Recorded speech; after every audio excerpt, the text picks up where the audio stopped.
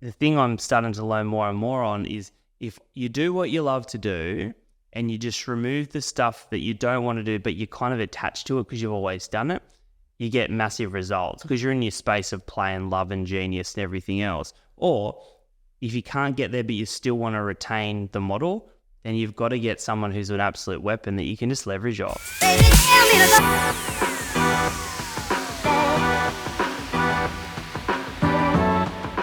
So today we agreed we would talk through sales. Yes. Because that is your favourite topic. It is my least favourite topic. But I think the way you explain and train and actually execute it is the best that I've seen. So it is a really good option for today.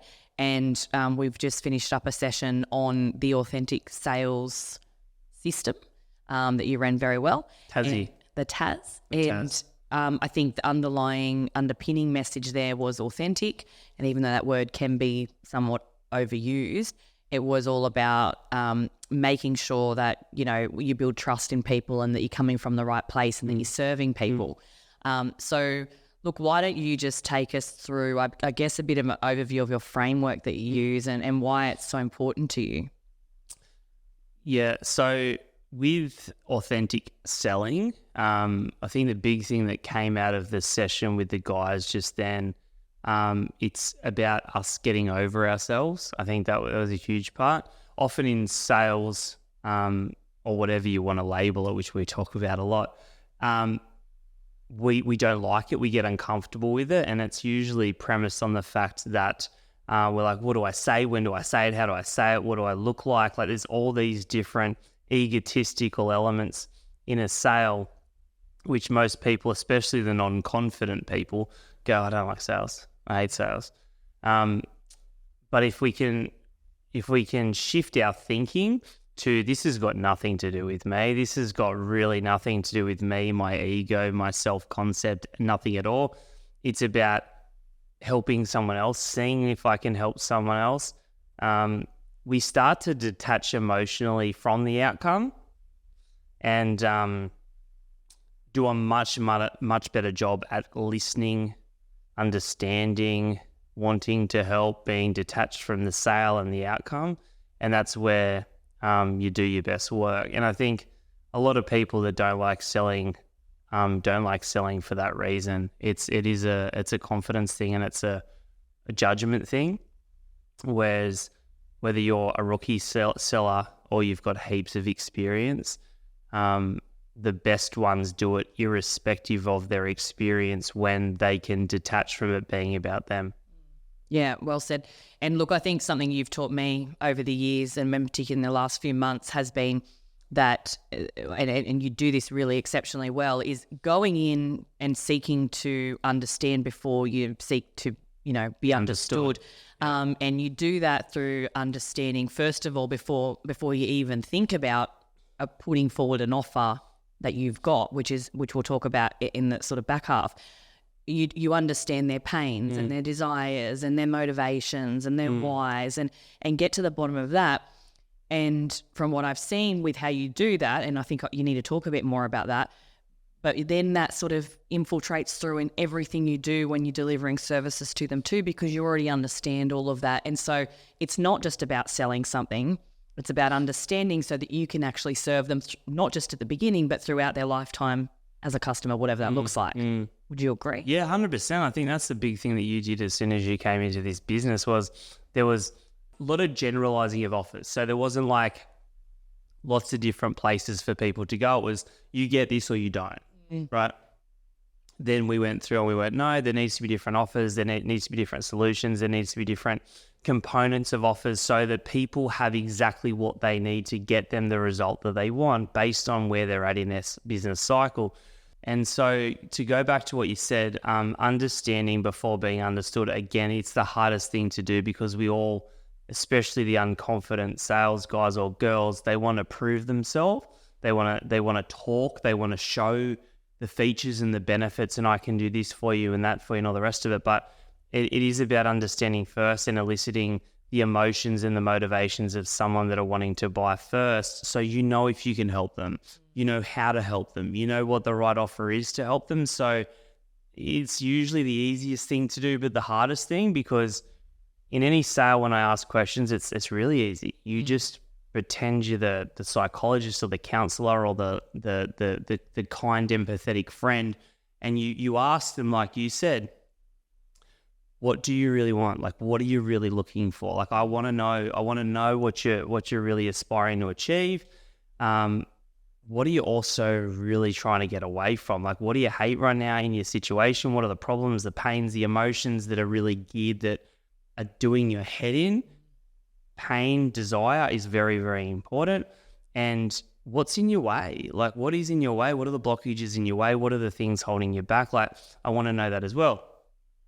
So when you ask those 3 key questions, those emotionalized questions, you don't have to do heavy lifting. Let them do the heavy lifting, because people by nature are so selfish that they want to go, this is what I really want. I want a house, I want a car, I want freedom, I want wealth, I want money, I want this, I want that. I also am really, really angry right now because all these things are happening to me and I'm about to have a stress attack and I know I'm in my own way. But if you can get that profile by asking those right, important questions and eliciting those emotions and motivations, they feel cared, they feel understood, they feel like you listened to them. You don't feel overwhelmed because you didn't have to say anything except the questions that you're asking. And then you can start to steer it into the direction of, well, maybe this could work. Maybe I could help you in this particular way, which then becomes like, what is your offer? Like, what is your offer, or what offers do you have, or what ways could you help? And usually the uptake on those will be so much better because you did the first part right. Correct. But if you're going out and going, we could do this for you and help you in this way, and this is great, we're amazing, and here's all the proof and blah, blah, blah, they might have wanted something completely different, but you just didn't get any depth to your conversation because your desire was so big, your emotions were so big, your paycheck was so important, and you missed the mark by a long shot.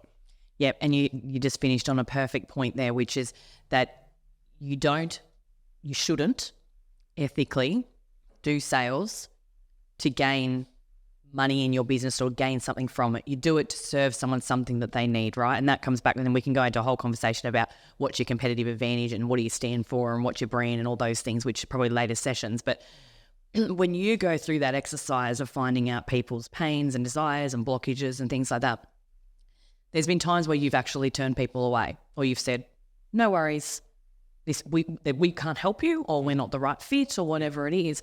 And I think that's very admirable, because it means that you're not trying to sell for the sake of just revenue or more clients, whatever. You're selling to serve someone something that they're going to get meaning from and value from and all those things. So talk about some examples of where you've done that.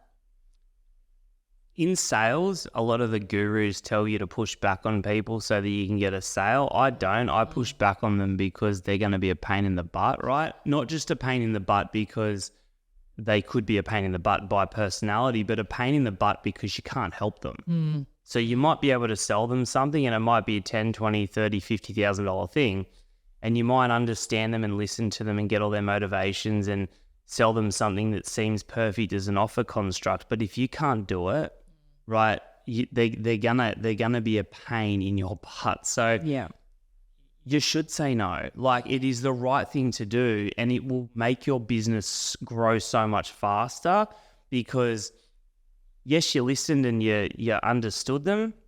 Then you gave them something that would really help them.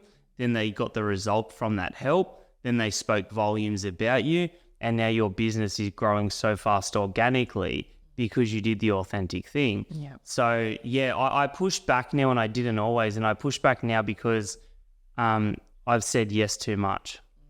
And saying yes too much causes a lot of energetic pain and problems and time wastage because you can't help the clients you could really help that would grow your business 10 times faster. Yeah. And look, it does come back to knowing who you are and what you stand for. And it does come down to this offer, which we're going to move into next. So talk about, I guess, an overview of what the offer construct sort of looks like, because it's really, really super important. I think all the elements of it are genius, really, in the scheme of things. But how do you go through and construct an offer, do you do it when you're sort of just having a conversation with someone off the cuff, or do you tend to more like develop it beforehand and then connect it with the people once you've learnt about that first part? I think you need to have intellectual property on an offer. So it can't just be, I'll just, throw some words across that I can do stuff, because words are cheap. You need to have something that's tangible and intellectual, and you can put across the table and say, hey, I have a thing called a contract, right? That has these constituent parts of a very compelling offer. Now, like you said, if we do phase one, right, understand their motivations, their dream outcomes, the things that are motivating and inspiring them as much as the things that they're trying to run from, and how those blockages or limitations might be in their way to getting what they really want. If we can then develop an offer for them, and an offer that has like some important parts, one of the offer components is a promise. So you not just say, we offer accounting services, rather we can increase your profit by 100K. Like, let's just use this as a hypothetical. That's clearly defined. It's specific. It's a promise. It's a promise for profit, right?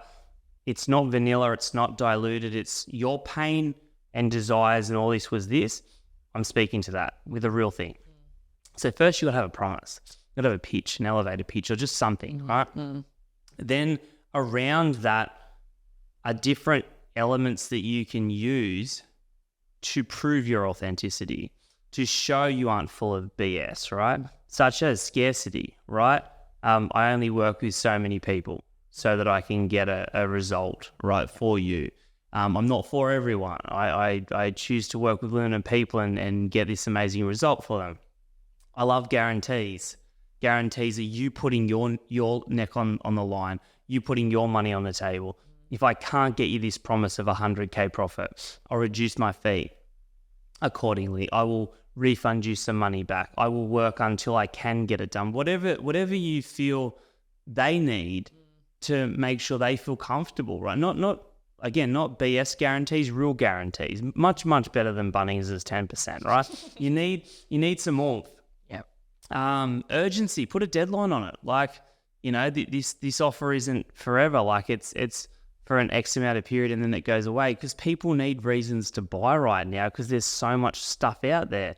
Bonuses, throw in real valuable things for them, and proof. People love proof, right? They love to know that, yeah, like this guy does do what he says he does. Like, he does get 100K profits for clients. So those different elements, there's 5 or so there.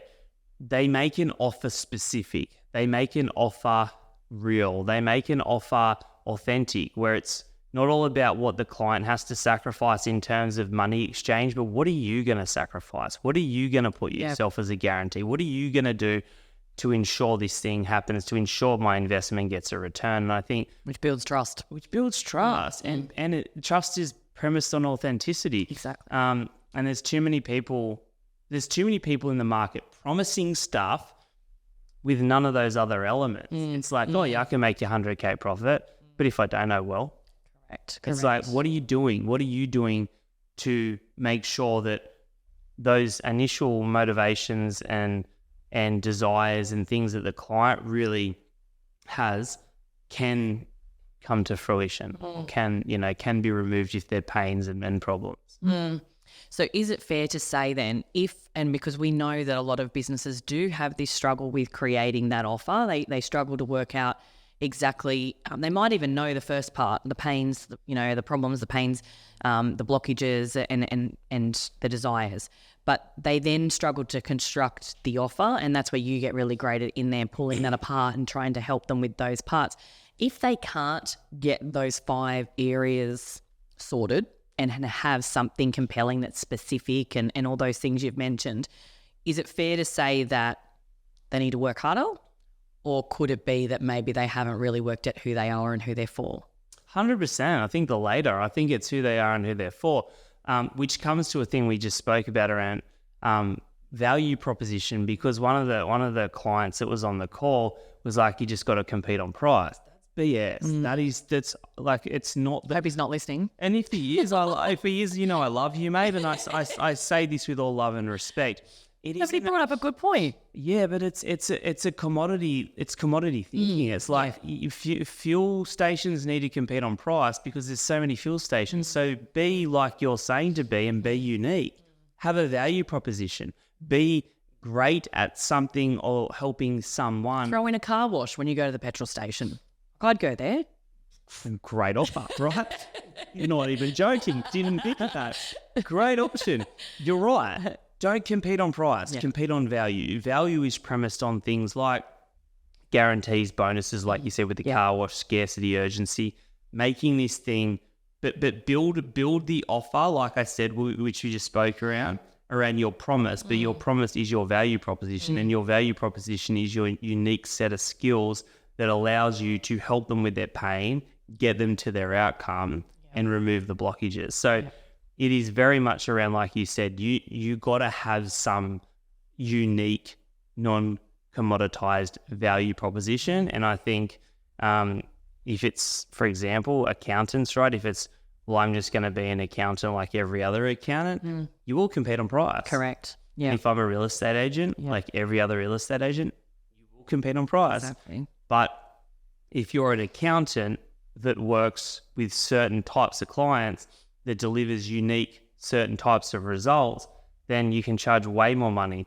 You can have bigger guarantees. You can have more scarcity in who you work with. You can have urgency because people need you in your value proposition, and you can hit a harder promise and a bigger result. But it does mean that you need to be able to say no, or be okay with people saying, no, you're too expensive for me. For sure. Right? For sure. You have to be. It goes back to the client yesterday that I was speaking to. His value proposition is great. He does beautiful things. He does things that other people can't do. And he reverted to, well, I'll discount. And I'm like, no. He's like, well, I have to. These guys can't afford my fee. And I said, they're not your clients. And he goes, but where are my clients? I said, not there. And he, where would I go? And I said, well, you go here, where you previously. And he goes, yeah, they could probably afford my services. Point is we can't, again, the ego check, we can't think that we're just for everyone, because then you start making assumptions premised on the everyone, which a lot of the everyone is the non-ideal, and we just want to help who we can help. So you can't help everyone. It's an egotistical thing to think you can. I can't. There's a lot of people I can't and openly can't help. Yeah.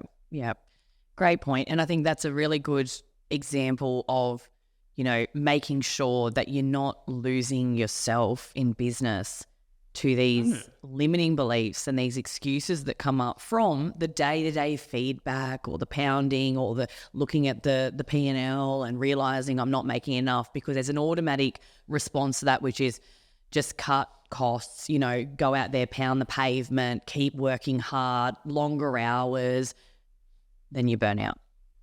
The opposite is do things in the right way with a method, you know, and really seek out who you are and what you're for, and you're probably going to come out better in the long run, right? Yeah, absolutely. Yeah. And I think this is something that I had to, and I know we're going a little bit more into the like the psychology of the business owner throughout this selling.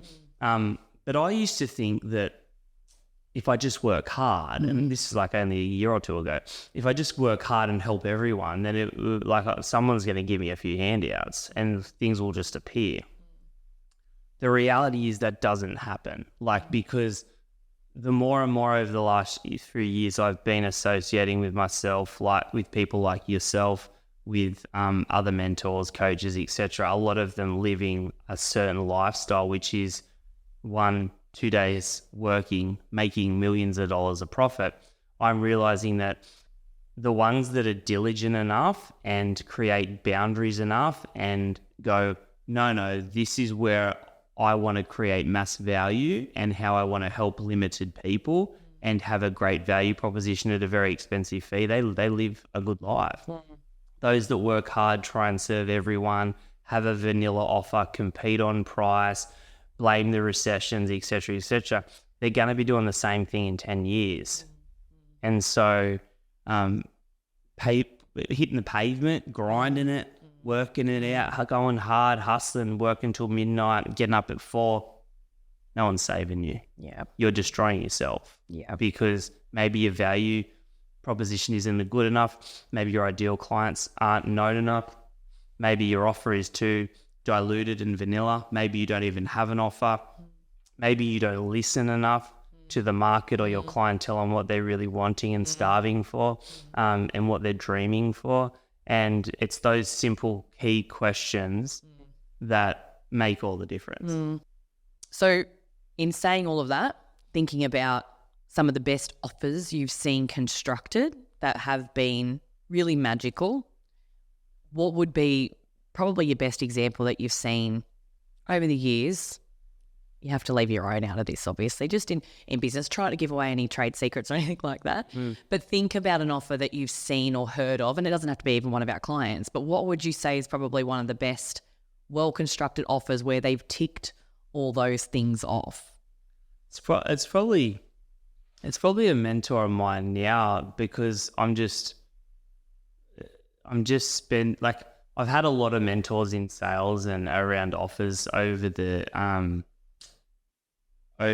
years, but they focused more on selling. So the sales process, the emotions and all the rest of it, which is kind of phase 1, which we all just think it's sales. Like if you're good at sales, that's the solution. And then lately I've been reading a lot more books on offers and like not the sell per se, but the offer construction. So what are you actually selling, right? And a mentor of mine, James, at the minute that I'm spending a bit of time with, he's probably the best example that I've seen, because I've been so intimately seeing how he constructed his offer and the values that he lived by to construct that offer. And the thing that made it so great is that his offer was about making offers. Which is ironic, yeah. Which is so ironic. His offer was about making offers and constructing offers, which is why I'm becoming quite well versed at this sort of stuff. And the reason his offer about offers is so great is because the market can access that change so quickly, if you know what I mean. Like it's almost like, this is how you can completely change your business by changing your offer, by using these certain elements, and you can do this like that. Which is like, no, you don't have to wait for a house to be built to buy it, or you don't have to wait, which is like a lot of time to get the thing. It's like, no, you can completely change your business right now by changing your offer. And he focuses on things like, you said, what is your value proposition? Like, what are you better than anybody at? Are you living proof of that? So there's a lot of coaches right now that say, I'm the best coach in the world for this. They've never done it. They just went and got a life coaching certificate. And I think he creates these amazing offers based on offers, and then uses the fact that they bought his offer as leverage. So it's like this ironic embodiment It's beautiful, that's going on, where people are going, he is everything that he says he's doing, because look, I just did it. Yeah. So it's proof. It's like insane internal proof on how it works. So what does someone do if they don't have the credibility to end the proof? You will not win. Yeah. You won't win. This is a hard fact to face, and it is probably the most important part of a podcast. And I'm speaking to myself and you and everybody else. And it's something that I've learned from him, which is the simplest thing is like, and actually Justin said it to us this morning. Yeah. He's like, we were getting all the clients in Elite Builder to do the 1-page game plan, and you and I weren't doing it. I was doing work. Of course we were. Of course we were. But then Justin's like, he sent me a message and he goes, do I need to do this game plan? Because he's obviously a coach in the program. I said, yeah, man, it'd be good for you. And he went and did it. And he did a pretty good job at it. And he goes, well, you got to be the example. And I just thought, amen. Like, you have to be the example. 100%. So if you're going to go and coach people how to be developers, you got to go develop yourself, and you've got to be pretty good at it, right? If you're going to go and coach people to accumulate property, you better have some property. Yeah. You've got some property, right? Yeah. So I think that's the biggest thing is you can be this amazing coach when you're succeeding in doing it. And Correct. He's succeeding in getting people to buy his offers. So when they come in to learn how to create offers, they already believe he could do it, because how the hell otherwise did they get there? Exactly. And I think that's beautifully said. And it was actually at the beginning of this podcast when we talked about what we're about last week, we talked about the importance of credibility. And that's something that we both very strongly align on in terms of values. So I'm glad that came in today, because it is incredibly important. And I think that there's so much room to look for other talents around you, other people, business partners, new employees, different strategic partnerships, whatever it might look like, to bring that element in if you don't already have it. If you're looking to construct an offer and you don't necessarily have all the credibility you need, but you got parts of it. 100%. Like you're exactly right. You've got two options. You can either do the thing that you're coaching on and be a weapon at it. But to be a weapon at anything, you have to love being a weapon at that thing, right? Otherwise, it's going to be pushing crap uphill, right? Or you've got to go, I can't do that stuff. I don't really want to do that stuff, but I'm going to get other people to come in that are already guns at doing that stuff to then coach on that stuff, for example, right? So I think that is important, because the thing I'm starting to learn more and more on is if you do what you love to do and you just remove the stuff that you don't want to do, but you're kind of attached to it because you've always done it, you get massive results because you're in your space of play and love and genius and everything else. Or if you can't get there but you still want to retain the model, then you've got to get someone who's an absolute weapon that you can just leverage off. That's right. So that's right. And exactly. To give example, Elite Builder, we've got builders as coaches in Elite Builder because I don't know how to build, right? We've got coaches in Elite Builder that develop. Yeah. Yes, I develop, but they develop more. So, in this business, I was doing a pretty ordinary job of leadership, so I brought in a great leader, right? And that's cool. Like it's you just got to. It's horses for courses, isn't it? We talked about this the other day. Horses for beagles. Beautifully said. Look, I think that was an awesome summary of sales, and we obviously diverted a little bit, but I think we went into important land. So, any final tips, hints, important things that people need to take away from this? Look, I'll just recap the key things that we went through and make. So the first one is it's not about you. Yeah. And that's the most important thing to reframe your thinking in any conversation. It's not about you. It's all about them. You need to be able to really help them. So once you got the understanding, you ask the right questions, you understand them, they've given you everything that you can use to help them. You've got to be able to help them. Don't try and help them if you can't, because it's going to be disaster, right? And it's going to be a pain. Be a gun, like be an absolute gun, or create a business that's an absolute weapon, or get people in that can, so your offer is compelling and unique and not competing on price. It's just the value proposition is so strong that you can charge premium prices, but deliver exceptional results. Okay. Once you've got your space of genius, make an offer, make an offer good. Put some stuff down because you've got that competitive edge. So lace it with guarantees, lace it with some scarcity to create exclusivity like Gucci and Dior, right? Put a promise, put a guarantee down that if you don't do what you say you'll do, there'll be implications, and start to build your social proof into that, and your business will grow ridiculously fast, ridiculously profitable, and sales will be easy. Yeah. And look, I could add one element to this, and I think just speaking from experience, it's you must have belief in your offer. And if you don't, you're going to struggle to communicate it to someone right authentically and build trust. So I think if you don't believe in it, just make it better. Yeah, like if you go out and do what we say and be a gun at something that is unique and has a lot of value to give to someone with pains and desires and motivations, and you don't have any clients, but you're excited because you love that space you're playing in, go do it for free.